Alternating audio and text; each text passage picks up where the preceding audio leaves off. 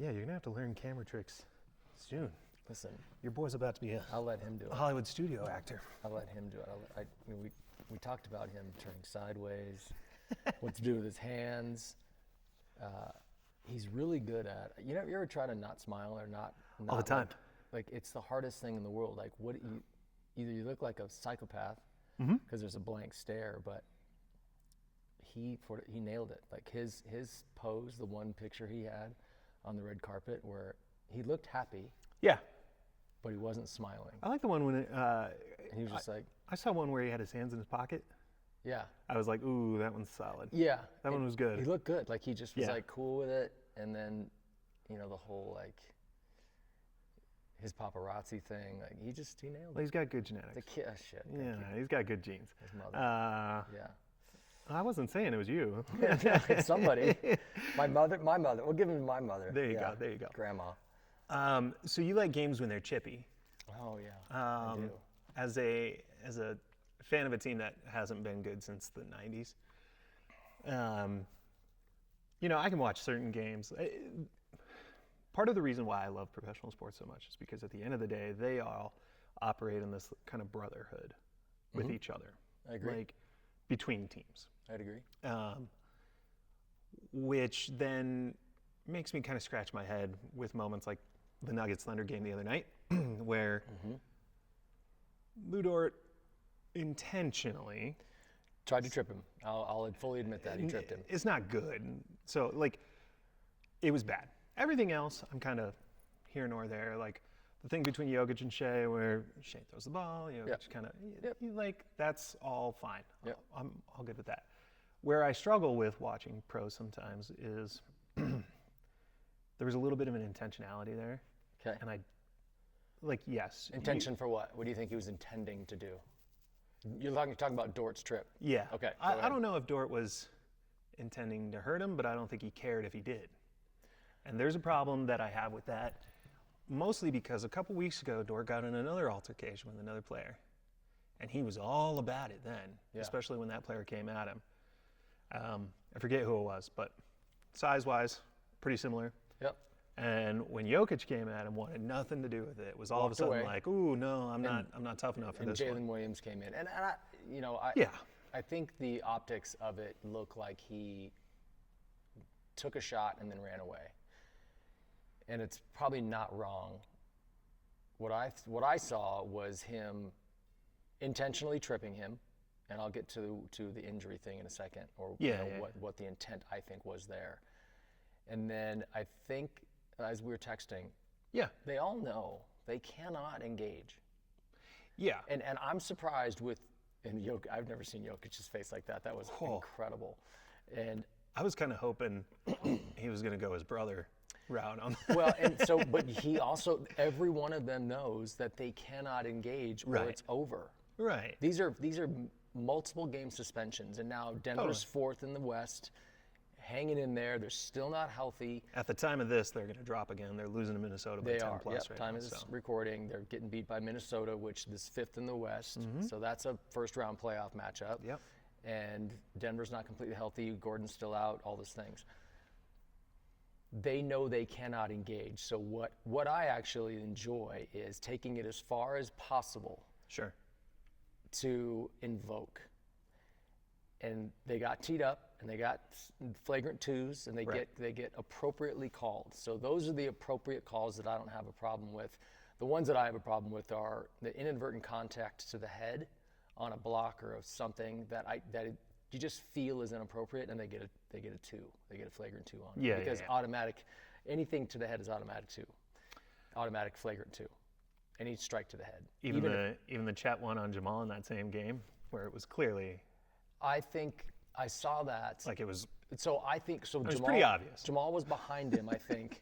I think there was some sort of it felt and looked like a basketball play. Okay. It didn't look like I know where this guy is and I'm gonna hit him. Which leads me to this. So I was. Maybe it was someone who's on Instagram. Yeah, some Instagram breakdown of let's talk about how intentional that Lou Dort was going after Jokic's left knee. I'm like, no, he wasn't. No, well, his back was to him, so there's no way he could have timed it to know which leg was forward.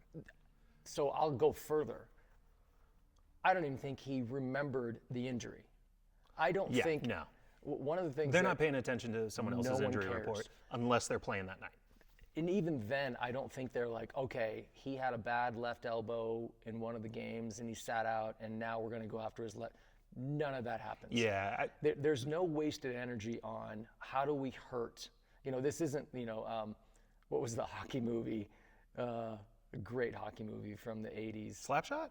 Was it Slapshot? Yeah. Where they're just like, yeah. it's so intentional. Like I'm gonna kick you square in your nuts. But this, the thing I was thinking of today, leading up to today's pod, was they do not think about each other when they're not playing. Yeah, I'm all on board with that. Yeah, there's no like, even if you go back to the 90s and whomever, and the rivalries then with Jordan and anybody, I remember Vernon Maxwell talking about how good, how hard it was to play against Michael. And Vernon Maxwell, for those that you don't know, but Google him. A really aggressive, dominant guard in the 90s, late 80s, early 90s, Vernon Maxwell, Houston Rockets. He was like, the day of the game, he was thinking about Jordan. Yeah. Like playing against him. Yeah. But never again do they think about each other. And Totally. Makes sense. don't think that the Thunder are like sitting back here going, oh my God, San Antonio in a month when we start. No. Yeah, they're not planning to dropkick Wemby. They're not. Yeah. There's no thought of anything other than, like, once the game ends and even the fights, that's over. Yeah. They don't even, it doesn't, They're shaking hands. They're saying bye. I mean, only if somebody cheap shotted you and you took exception during the game and nothing happened, maybe you're going to take a hit or give a hit in the next game you see. Because you're like, oh, wait, remember when that dude popped me or whatever? If you feel like it's intentional, like, the Detroit, what was the fight the other night? I think it was Detroit. Some malice. We had some malice. We had some malice. It was great. And that'll never happen again. Like, all that stuff's over. Like, the suspensions will come on that. And I think the appropriate thing happened. Lou got tossed. Yeah. He got tossed. And then we're done. And I think the reason why I like the Chippy is it's a competitive, it's a in the moment. I think Lou was like, I'm just going to, knowing he's not going to get away with it. I think that's the one thing I think. Yeah. There's no way they can get away with it. There's some hand-to-hand stuff that they probably get away with underneath the basket or some dirty play here and there. Sure. But that's a player who does that all the time, and it's not like, I don't think it's I'm coming after this player tonight. I don't think that exists anymore. Yeah, within reason. Maybe on an isolated incident, it may occur. It's interesting because I'm in plenty of group chats with all sorts of fans who are fans of certain allegiances. I have a group chat with a bunch of Bulls fans that, every time they win, it's like this running joke of like, we're back, and it's like, no, we haven't been back. So it's interesting to watch commentary on how Denver fans feel about the Thunder. Yep. They don't like them. Obviously, it's the roadblock, totally. It was an interesting thing to see, only because there's a recent comparison of Lou getting into it with someone, and he was ready. He was ready. He was like backing up his stuff. As soon as Jokic was at him, and I was like, I'd run away too. But and I don't know. I wonder, when I watched it happen live, it just felt like, yes, I tripped him. And if I continue, he tried to argue that he didn't, but it's fine. Fine. If I continue with this aggression, something else is going to happen, and it's going to get worse. Now, Oklahoma City is pretty secure first. Yeah. Although San Antonio, whatever. San Antonio things could move, and players could be injured, and whatever. And I think they're doing their best to get ready for we're in the stretch. This is the last 30 games, 25 games. We're in the stretch. Now we're just trying to figure out who's going to play whom. Right. Play in that stuff, and then home court, top four. Right. I think all of that, and they're all aware of that. And I don't think they want to fuck with it. I think they push as far as they can. And what's going to happen now for the next 20 games is it's going to get a bit boring for the really good teams are just going to do the surgical things that they do, and it's not sexy. It's simple That's basketball. what you should do. Right. It's going to get simpler. It's going to get, they're going to go to the main things that help them win games and to position themselves. They're not going to try anything new. Right. Nothing's going to get added. Maybe a wrinkle on a play call here or there is going to get added, but the trades have been done. The teams that are trying to figure out the new guys how to fit in, but none of those teams are relevant. Maybe Cleveland with Harden, but most of the trades that happened, all those teams are sort of on the bottom half anyway, and they're not going to matter. Right. And so, not sadly, I'm going to say something that NBA fans globally probably are not going to like, but it's a 6-team league. Totally. Sorry. There's pick 6 teams, no one else is winning the thing. Well, yeah, because look at the Bulls' awesome strategy of let's get to the play-in every year and see what happens. Nah, that's terrible. So anything 7 and below, 7 and like first 5 picks in the lottery, like 7 to whatever that number is, you're in limbo. And it's of course. GMs will talk about it and teams will talk about, like, we are stuck. We want to compete, but we can't compete well enough without another player. Totally. And we get to the 7th or 8th thing and we get bounced in the play-in thing or whatever, and now we're at the bottom of the lottery. I think they need to fix the lottery, how the picks are made. I think if you get the first pick, you should drop down to the last pick next year. Like, you shouldn't be able to do this twice. Yeah. Even if you were bad year following. And I think that will help with the tanking. Now, I know they're kicking around different rules for what, tanking rules, this, that, and the other. Fines aren't enough. Yeah. I do think you need to mess with draft status or with maybe levying a luxury tax. Yeah, totally. Automatically put them in I don't know, but there's different, financially doesn't really do it necessarily, but restricting what they can do by moves, I think would help. Yeah, I mean, you could kneecap a team by, if it's absolutely confirmed they're tanking, you put them in the second apron. And that's the tough thing is I think Utah the other night was visibly sitting, I don't know, like 3 starters for no reason. Yeah. They just DNPs. Yeah. And that's where the league is going to look at that, and that's why it's bad. And I do think they're just trying to get AJ Demancia to hopefully get him in the draft, and so he can stay in Utah. And so I don't know how they fix it, but I don't know how we got on this tangent. However, but again, 6 teams. Oh, just like teams, like like there's 6 teams. That's it. That's like, it. All we have are 6. Everything else is no good. And I'll name the 6, I think, and some fan out there is going to go, wait a minute, and that's the 7th. Cool, fine, you can have it. But you're outside of the 6. You're outside of the 6, and you don't have a chance to win. Like, it's Knicks, it's Cleveland, it's Boston in the East. Detroit, sorry, Detroit. So those 4 in the East, maybe, but only Detroit, Boston, New York, really. If I had to rank them, 2 of those teams are going to be done early. Yeah. Aren't going to get, obviously. And then in the West, it's Oklahoma City, San Antonio, it's Houston, Denver.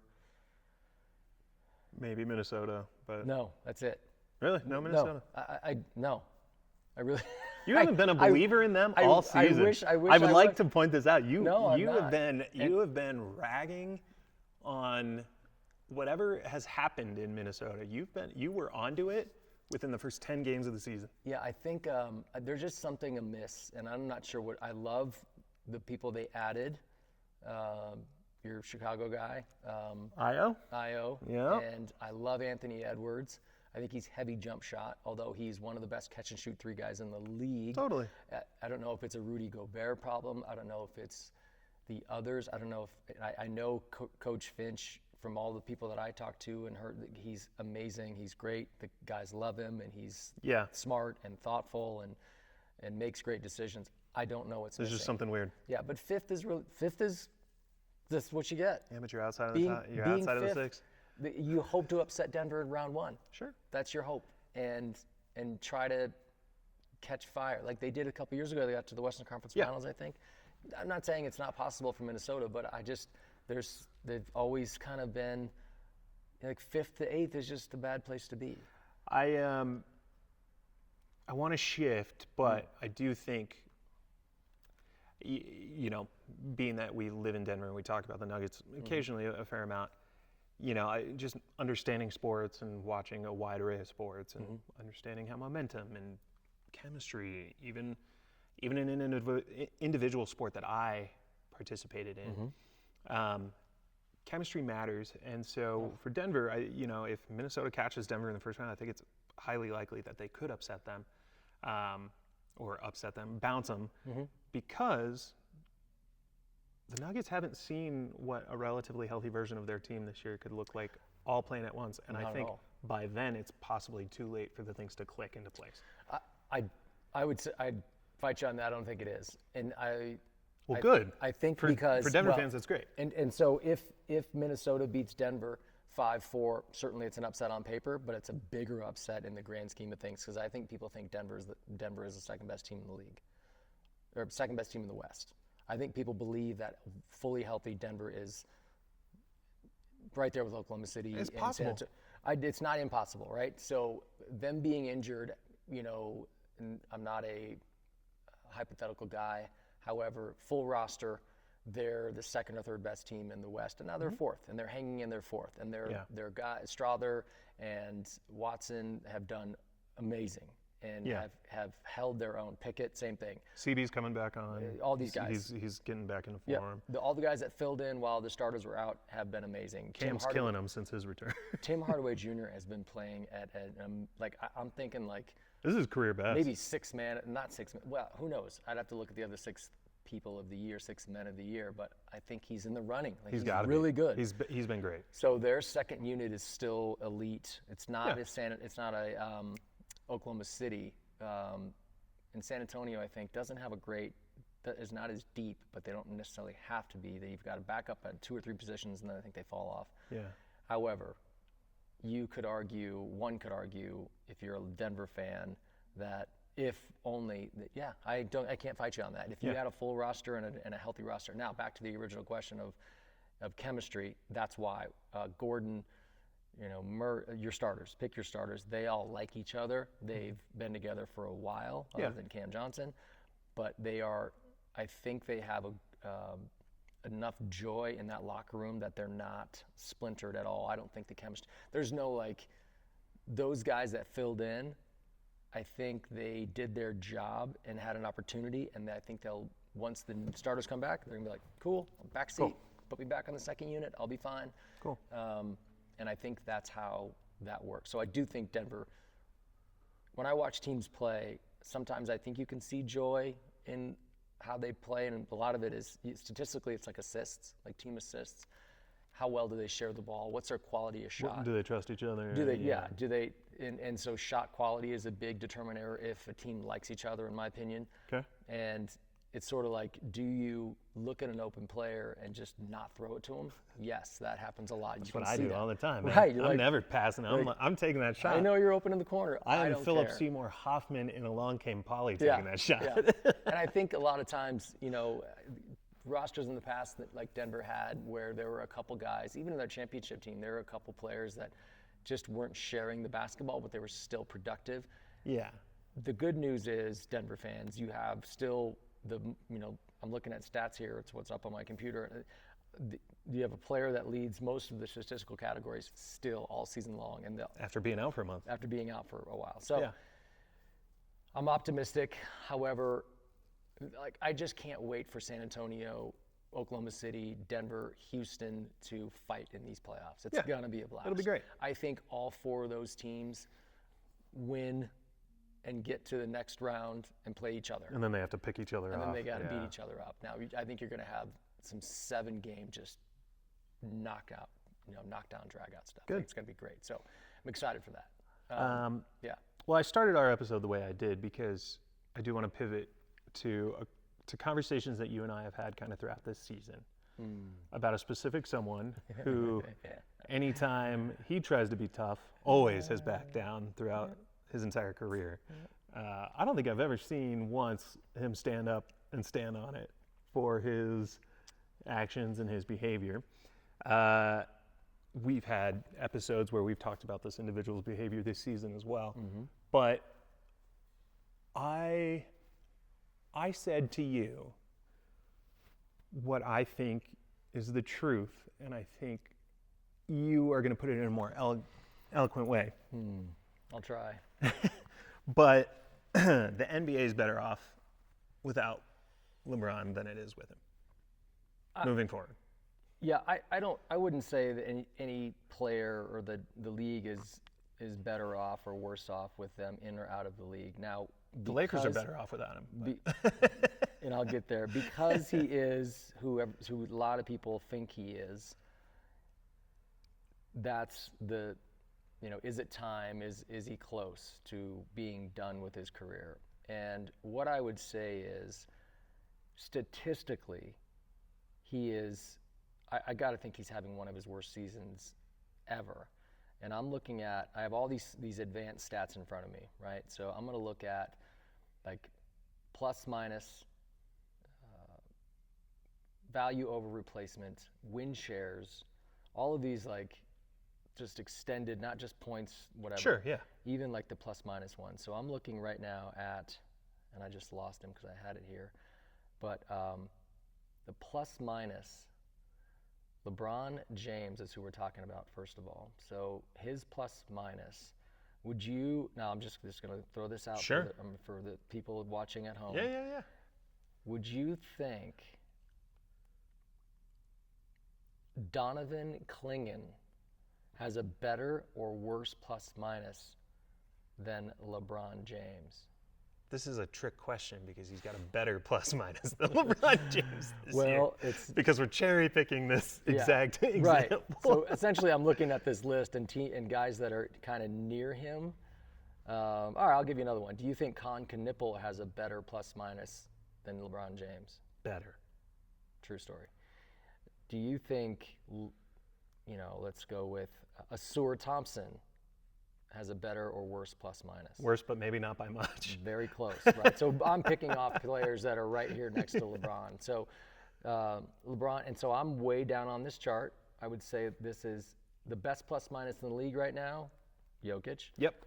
14.9, Shea at 11.9, and you go all the way down to LeBron is at 2.8. Ouch. And so now there's I'm guessing a good 30 plus players in between there. The good news is that his two teammates are above him, but not by much. Luka's way up there, but Austin Reeves is not really there. He's not far. Austin's 3.4. So anyway, so there's a big one, just plus minus. He's not even in the top 20, right? And then if you go to defensive plus minus, it's just going to take me a minute to find him because he's not going to be in there at all. Long story longer, here are the receipts. Here they are. And of all these statistical categories of a player that people think some people say is one of the best to ever do it, he's nowhere near the top of any of these categories. Well, let's just put it out there. Some people say he is the best to ever do it. And I would just, and again, I know it's somebody's going to say longevity or whatever, or he could beat anybody or whatever, the other player who people think is the best ever, he could beat him in a one-on-one game. It's so hypothetical. First of all, one-on-one is not how we play basketball. Right. It's how we train, but it's not how we play. Also, that dude is in his 60s right now, so of course he could beat him one-on-one right now. He just had a birthday, so he is 63. Yeah. And so the Lakers right now are sitting at 10th. And so a friend of mine in Minneapolis who was texting me after, this advanced statistic categories, he said something. He's like, there's one advanced metric that I look at, and it's wins and losses.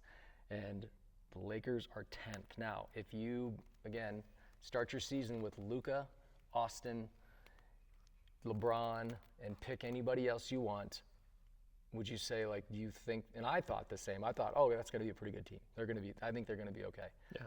I think they're going to be, playoff easy, if not cracking the top 4 for home court. They're outside looking in.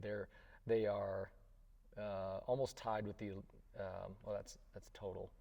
Let me look. Well, they're losing games they West. shouldn't be losing to begin with. Oh, sorry, they're not. I'm sorry, they're 6th right now. Sorry, I was looking. They're 10th overall in the league. Sorry, I was looking. Okay, but 6th in the West. They are 6th in the West. That still puts you. Not very much. They are. Let's see, games behind. Who's in 7th? 7th is Phoenix, and they're only a game and a half above Phoenix. Golden State is struggling. Portland struggling. Clippers are there. So they're at 6 at 35-24. That's a winning record. 10th best team in the league. It's just an underachievement. I mean, 100%. Luka is an MVP, and I just don't like. We talked about their chemistry earlier, and I think there was some clip today that Austin Reeves and Luka were kind of stepbrothering themselves back and forth, making fun of each other in the locker room, or Luka threw something at him or something during an interview. It was funny, and Austin looked annoyed. However, I don't know how much they like each other. Mm-hmm. I do think what I have, and this is my opinion only, through observation over the years, is LeBron is really difficult to play with. Meaning, if he has, it's not even standards. Like Michael was impossible to play with because he expected so much of everybody. Yeah, I don't Steve Kerr threw fists with him. So. And I don't think it's that. I don't think LeBron expects greatness from everybody. Right. I think LeBron has an agenda and I'm not going to say it's a non-winning agenda, but LeBron has a set of like rules that he comes with. Call it baggage or just call it requirements. We can call it baggage. It's 2026. And sometimes it's just difficult to agree with him. I think somebody was talking, maybe it was a guy on Colin Cowherd's show last week, the guy with long hair, and I forget his name, now I'm blanking on his name. Nick Wright? Nick Wright. Okay, yeah. Was talking about how bad the three of them are together statistically. And that's why I was kind of looking at these metrics, is plus minus and the wins over replacement, their value over replacement. He's at the bottom. He's at the bottom half of he's not even top 30 in the league in any of these categories.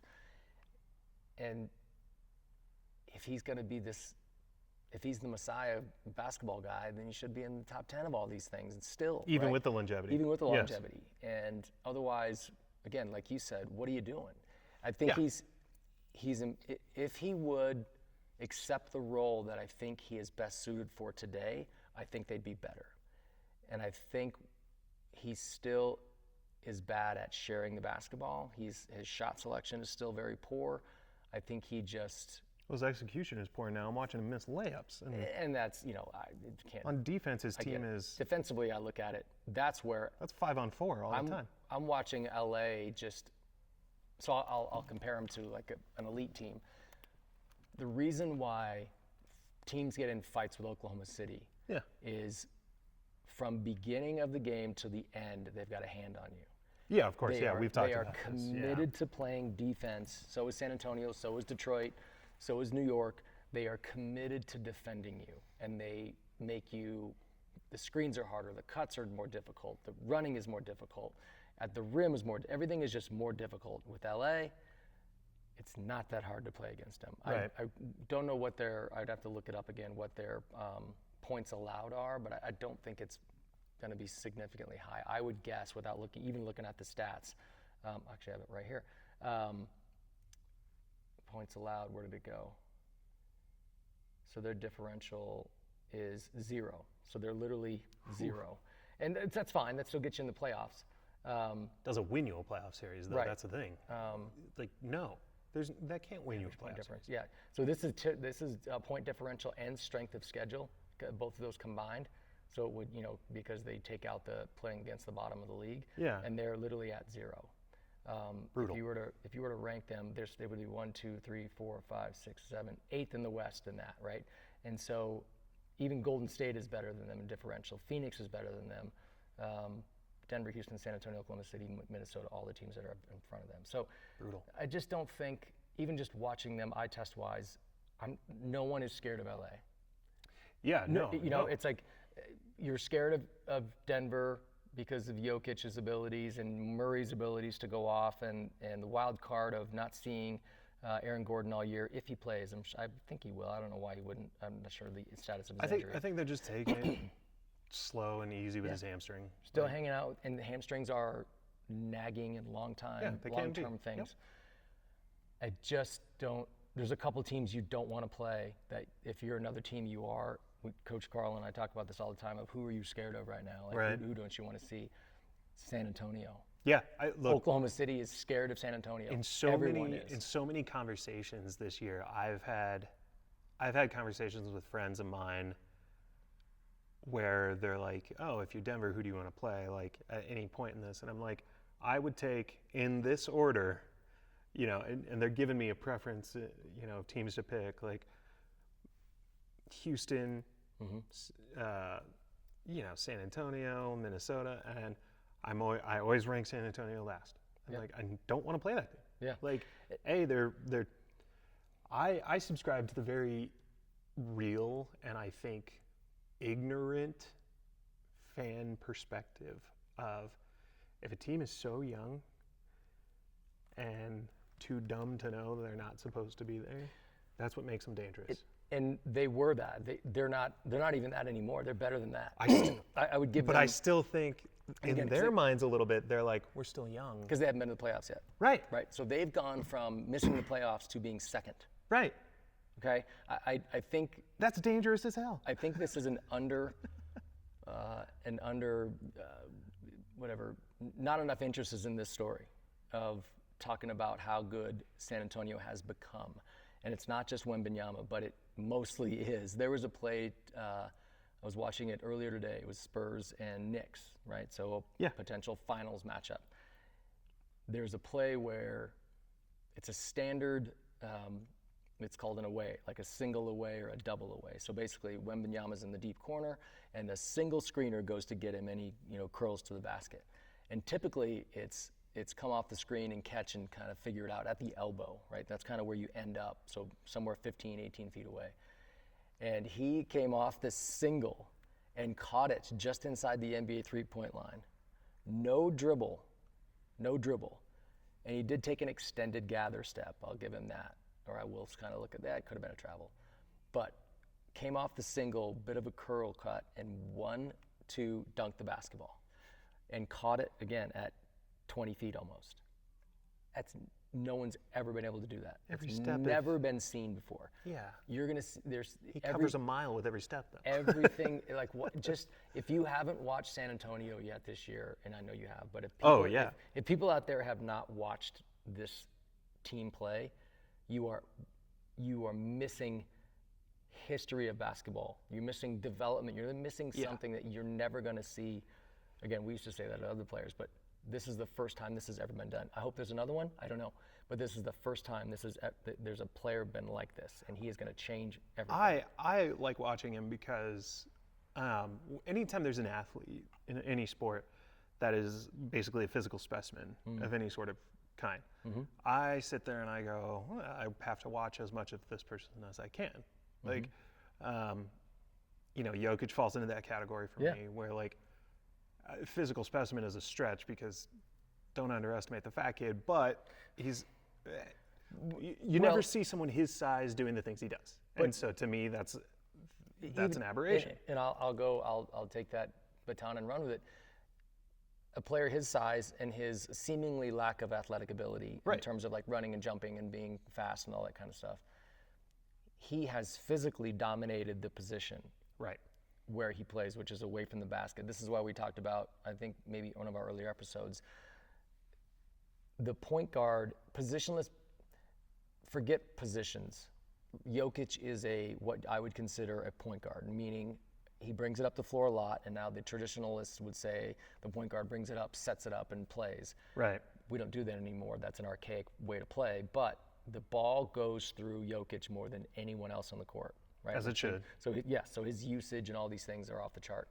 And his physical, I'll talk about Wembanyama being an anomaly physically, but so is Jokic. Because a 7'1" bigger guy is now your best passer in the league.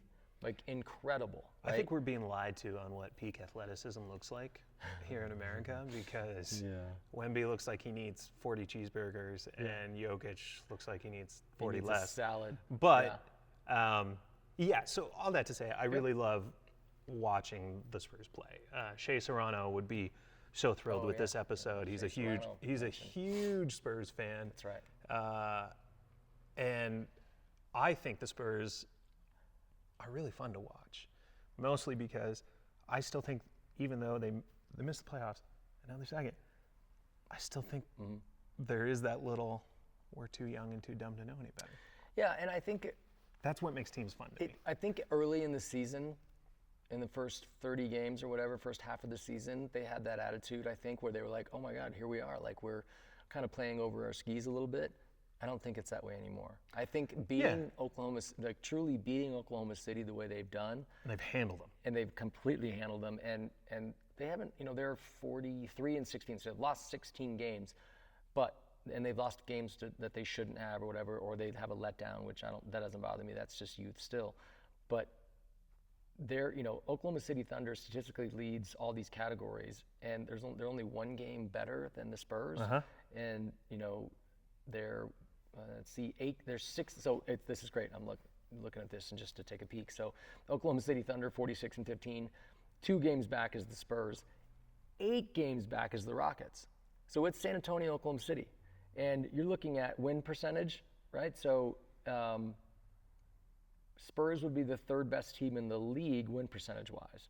Actually, right now, Pistons are number 1 in front of Oklahoma City. They're actually better at a win percentage-wise. Their strength of schedule and their differential is not as good, which bothers me, but because they score the same amount of points. They're 2 points less. Anyway, that is to say, these 3 teams, and I'll throw Detroit in there as well, they're different. They've removed themselves from the rest of what's going on.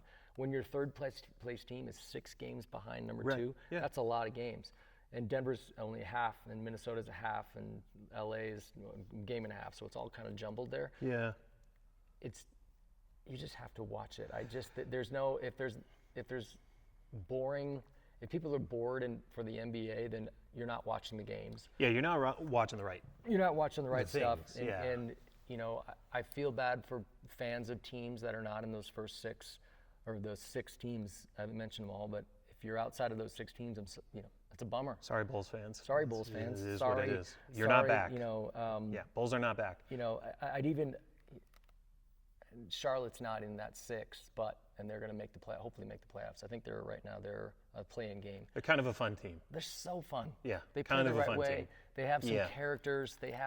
I think Con Knipple should get Rookie of the Year over Cooper Flagg, even though he will not. But it's a popularity contest. He should absolutely be Rookie of the Year.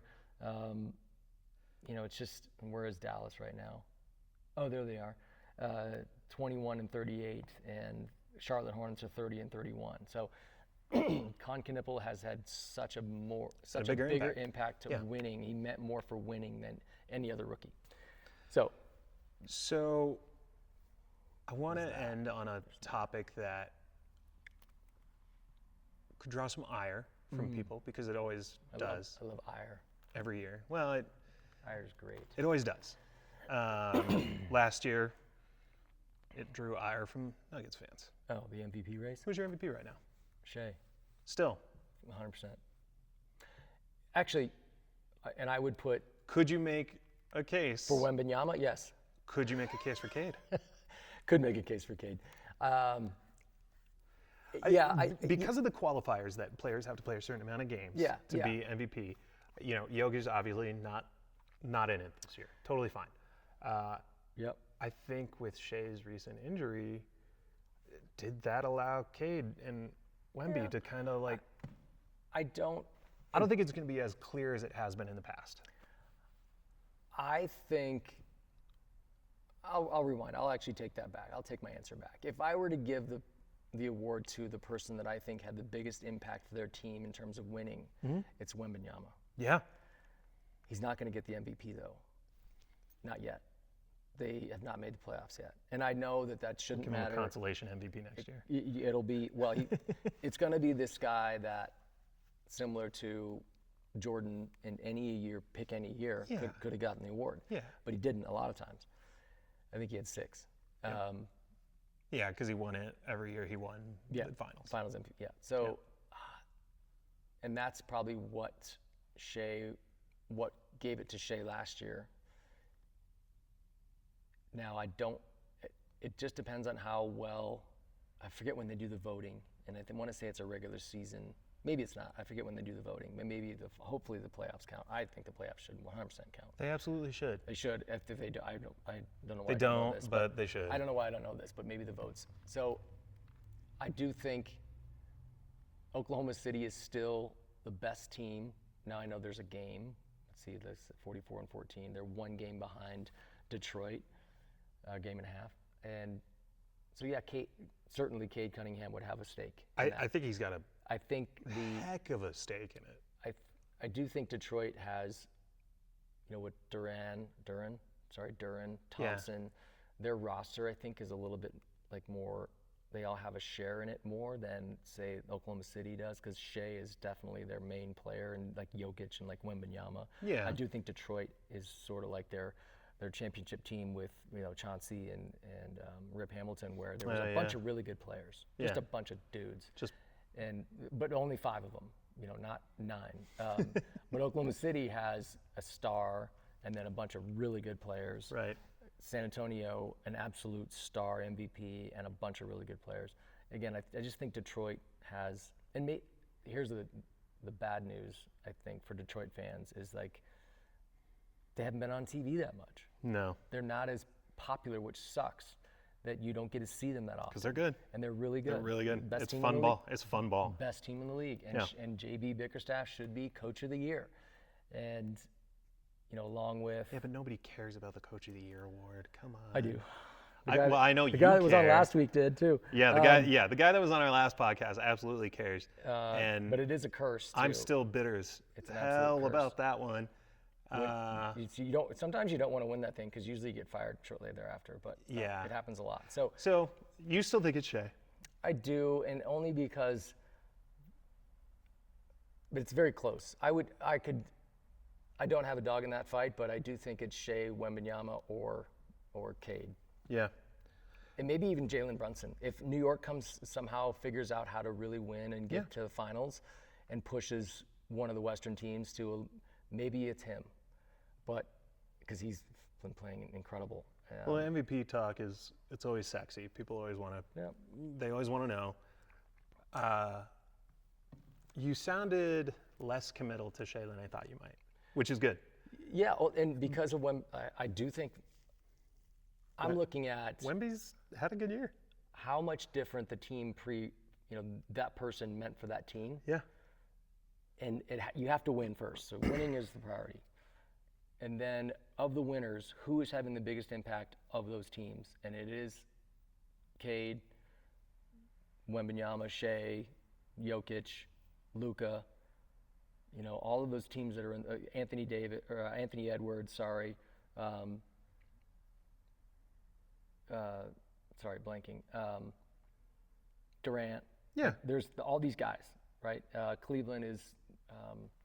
There's great players on all these teams, but they haven't. The thing I think about with San Antonio, I lost my train of thought and I got it back now, is they were a non-playoff team and now they are. Right. With not a lot of change. Fox changed. He played more. Also with healthy, and for their yeah. development. And so just, you would expect, hey, we missed the playoffs last year and this year we're 6th. Yeah. Or whatever. They missed the playoffs and now they're 2nd.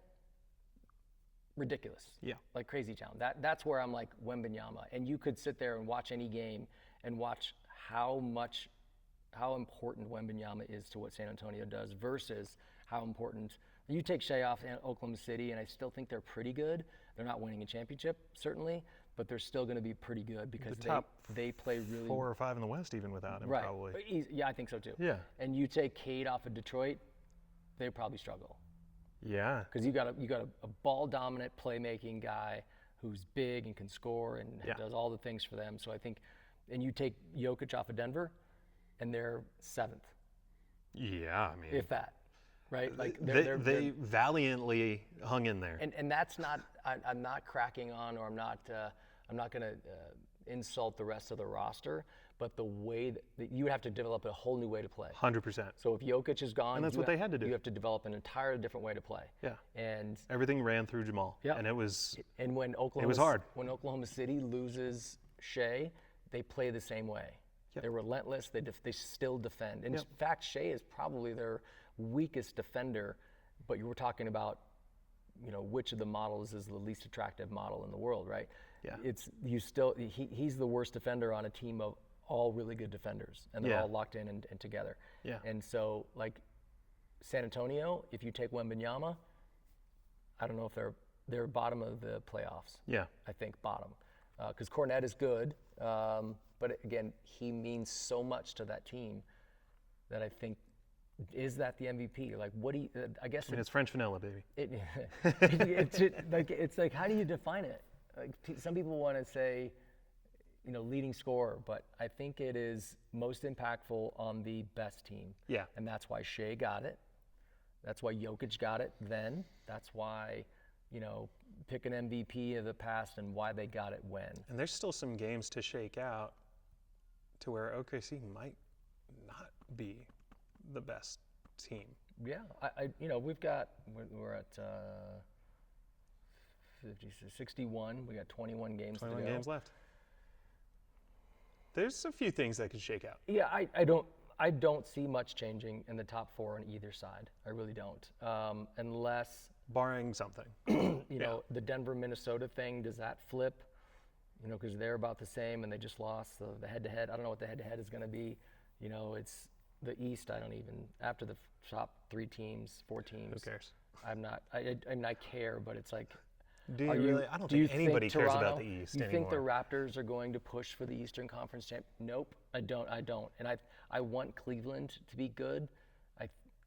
They were so good a year ago or 2 years ago where they had like the best record in the league most of the season. They bounced early on, but I have so much optimism for Cleveland, and I still think they can in a weaker Eastern Conference. But I don't know. I don't think anybody's beating Detroit. Yeah. So, at me. Well, see you next time. See ya.